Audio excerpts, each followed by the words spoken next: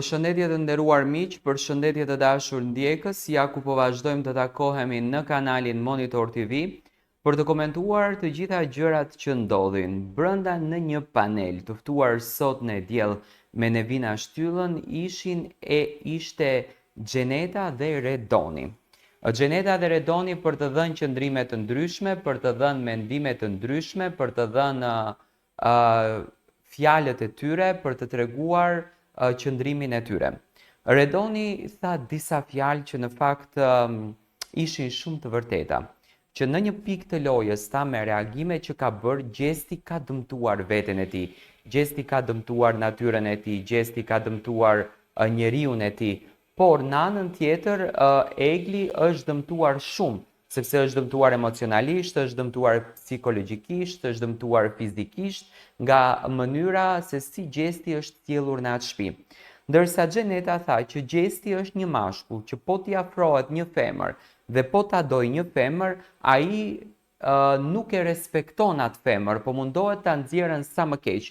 Ndërsa tha unë i kam lexuar të gjitha komentet, i kam lexuar të gjitha qëndrimet, që shumica e njerëzve mendojnë që unë kam të drejtë në atë se çfarë po them dhe në atë se çfarë unë kam thënë për gjestin. Ndërsa Redoni tha që Egli është më e ndjeshme emocionalisht, është më e dhimbshme emocionalisht dhe i përjeton gjërat shumë keq. Ndërsa për argumente, i tha Xhenetës, për argumente ty të lë në baltë. Egli është në një farë mënyrë deshte të thotë që Egli është më e zgjuar se ti, Egli është më e mençur se ti, Egli është më e artikuluar se ti. Tani Egli nuk ka fol për Xhenetën kur, do me thënë as nuk e ka trajtuar si çështje në Instagram, as nuk e ka fol fare Xhenetën, as nuk e ka trajtuar fare në shtëpi, sepse në shumicën e rasteve Egli ka thënë që unë nuk e njoh Xhenetën, nuk e njoh fare dhe nuk kam përse ta komentoj. Ndërsa në anën tjetër Xheneta po mban emisione për Eglin dhe kjo në fakt më duket pak e padrejtë. Tani normal që Xheneta do i kthehet kundër gjestit.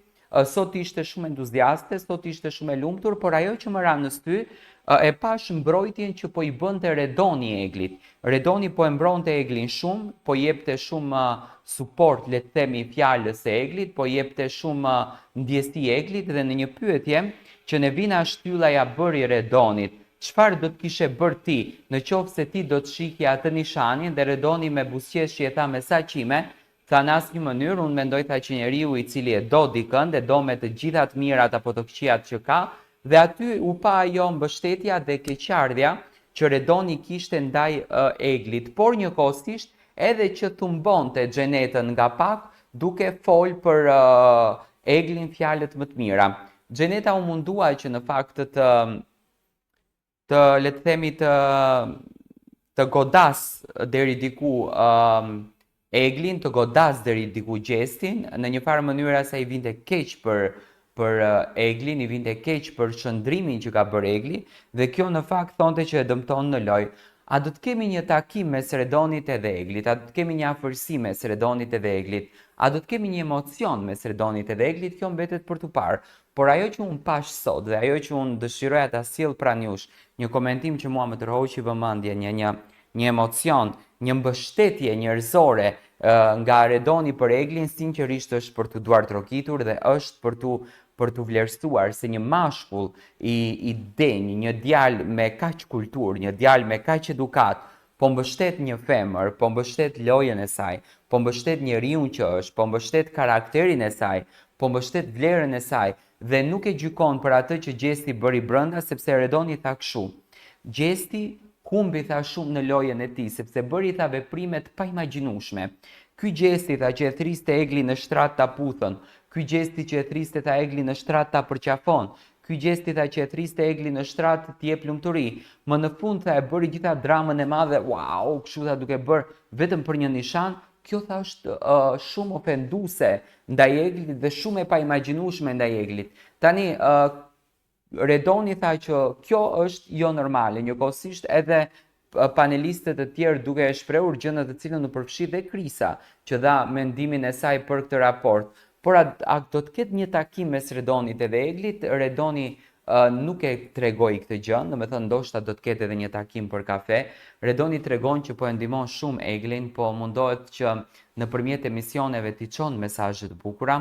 Ai është në dieni shumë të plot që Egli i shikon të gjitha këto emisionet dhe i ndjekën të gjitha këto emisionet dhe ndoshta edhe nuk duhet folur rënd për Eglin sepse Egli po kalon një depresion shumë të keq, Egli po kalon një depresion shumë të rëndë dhe siç duket fjalët e bukura atë po e ngushëllojnë dhe Redoni siç duket ka zgjedhur këtë sekretin që nëpërmjet fjalëve të bukura, nëpërmjet mesazheve të bukura t'i jep mbështetjen shpirtërore Eglit. Unë uroj që ato të dy të pinë një kafe dhe të na sjellin një foto për të na surprizuar me momentet e bukura.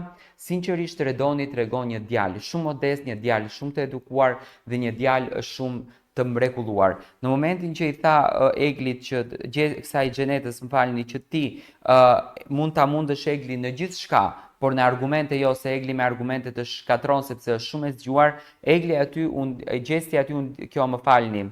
Xheneta aty u ndje shumë keq edhe u ndje shumë e rënduar, por në një farë mënyrë Redoni mundohet t'ia kthen ato fjalët që Xheneta deri diku e godiste Eglin dhe godiste edhe gjestin, por Xheneta tha më mirë, tha se e njohun gjestin, nuk e njeh tha njeri, tha gjesti tha është tha njeri tha mos mirënjohës. Si mendoni ju për këtë raport?